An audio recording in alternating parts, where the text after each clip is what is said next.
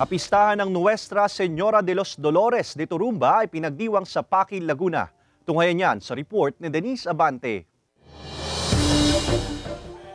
2 araw matapos ang engrandeng selebrasyon ang canonical coronation ng Nuestra Señora de los Dolores de Turumba sa Pakil, Laguna noong Biyernes, ipinagdiwang naman kahapon, September 17 na pinakamalapit na linggo sa ika-15 ng Setyembre ang dakilang kapistahan ng Birhen. Kasabay din ginunita ang ika-235 taong anibersaryo ng pagkakatagpo sa orihinal at mapaghimala umanong larawan ng mahal na Birhen ng Turumba sa pampang ng Lawa ng Laguna at ang pagkakaluklok nito sa simbahan ng Pakil. Tinatawag ang kapistahan na Domingo de Dolores na paggunita rin sa 7 hapis ni Birheng Maria. Dagsa pa rin ang mga deboto na mula pa sa iba't ibang bayan at lalawigan sa St. Peter of Alcantara Parish Church and Diocesan Shrine of Our Lady of Turumba. Pinangunahan ang Pontifical Mass ni Diocese of San Pablo Bishop Emeritus Leo Drona. Baliwala ang ating naramdamang debosyon sa mahal na Birhen ng hapis kung walang pagbabago sa atin.